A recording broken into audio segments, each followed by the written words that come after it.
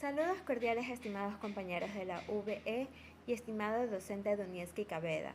Soy la tecnóloga Celia Cruz Ruiz y vengo a tratarles sobre el patrimonio, que es el conjunto de bienes, derechos y obligaciones de una persona que pueden ser valorados en lo que es en la forma monetaria, en la forma de dinero. Desde la perspectiva jurídica, el patrimonio tiene una unidad económica y jurídica que permite diferenciar a una persona de otra desde los términos de solvencia y capacidad patrimonial.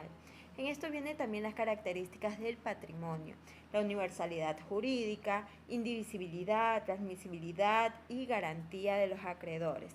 En lo que vendría a ser la universalidad jurídica, está compuesta por bienes y derechos, así como por obligaciones y cargas, formando una unidad. En lo que es la indivisibilidad, aunque los bienes pueden cambiar, el patrimonio sigue existiendo mientras la persona se mantenga viva. En lo que es la transmisibilidad, se puede transferir a herederos o legatorios tras el fallecimiento de la persona, lo que vendría a ser las herencias. La garantía de los acreedores, el patrimonio de una persona responde a sus deudas salvo a excepciones legales. El patrimonio puede dividirse en patrimonio activo, bienes y derechos, patrimonio pasivo, deudas y obligaciones. También existen patrimonios especiales como el patrimonio familiar, empresarial o el fideicomiso. En lo que es el patrimonio familiar vendría a ser lo que es, por ejemplo, cuando hay una casa y en la cual viven el padre, la madre y los hijos. Entonces eso entra cuando en lo que es el matrimonio, entra en el patrimonio familiar. Muy buenas tardes, mi nombre es Gustavo Triviño. Continuando con la exposición, les voy a hablar sobre cosas. Cosas. El concepto de cosa en el derecho se refiere a todo aquello que existe en el mundo material o inmaterial y que puede ser objeto de aprobación o derecho. Clasificación de las cosas. Tenemos dos puntos, según su movilidad y según su posibilidad de sustitución o fungibles. Según su movilidad tenemos a los bienes muebles y a los bienes inmuebles. Bienes muebles son los que pueden trasladarse de un lugar a otro sin perder su esencia. Un ejemplo, vehículo, dinero, joyas. Bienes inmuebles no pueden ser trasladados sin modificar su naturaleza. Un ejemplo, terrenos, casas, edificios. Segundo punto, según su posibilidad de sustitución o fungibles. Bueno, esto nos indica de que puede ser reemplazado por otros del mismo género y calidad. Tenemos como ejemplo el dinero, los granos de arroz, etc. Fungibles son únicos y no pueden ser sustituidos sin alterar su valor. Un ejemplo, ¿no? Una obra de arte. Mi nombre es Ariel Merino, del grupo número 4, y les hablaré según su divisibilidad, los cuales son los divisibles y los indivisibles. Como divisibles tenemos a los que son los que pueden fraccionarse sin perder su valor o utilidad, como por ejemplo un terreno. Y los indivisibles son los que su división haría que pierdan su función o valor, como por ejemplo una escultura.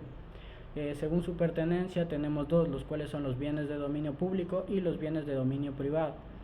Como dominio público sabemos que son los que pertenecen al Estado y están destinados al uso público, como por ejemplo las carreteras y los ríos. Y como bienes de dominio privado son los que pertenecen a particulares y a entidades privadas, como por ejemplo una casa o un automóvil.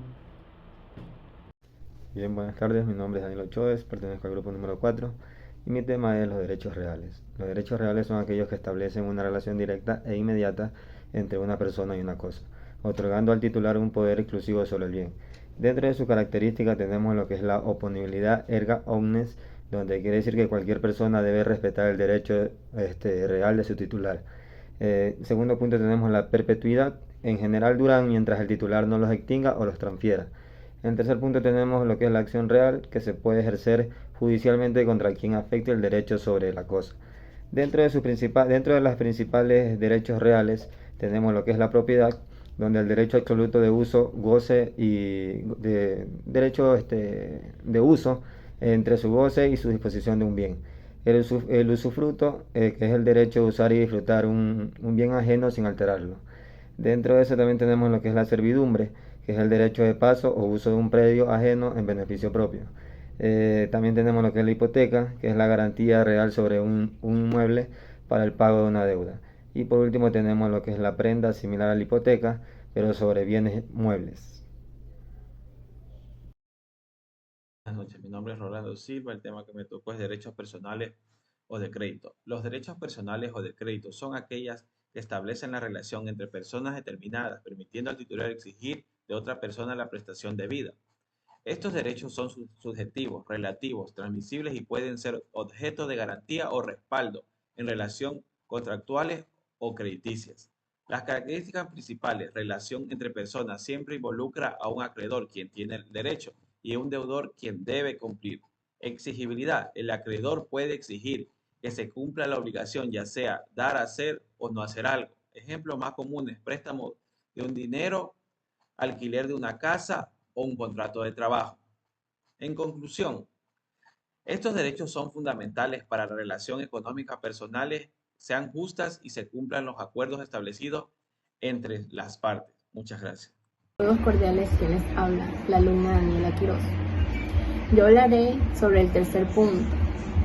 No son opinables a terceros, solo afectan en partes involucradas entre relación jurídica. Ejemplos de derechos personales. Primer ejemplo, daremos un contrato de arrendamiento donde el arrendador tiene derecho de cobrar una renta, el arrendatario la obligación de pagarla. Como segundo ejemplo tenemos un contrato de préstamo donde el acreditador tiene derecho a recibir el pago del dinero prestado y el deudor la obligación de devolverlo. Como tercer ejemplo tenemos una obligación de presentación de servicios donde una persona se compromete a realizar un trabajo para otra o a cambio de un pago. Muchas gracias.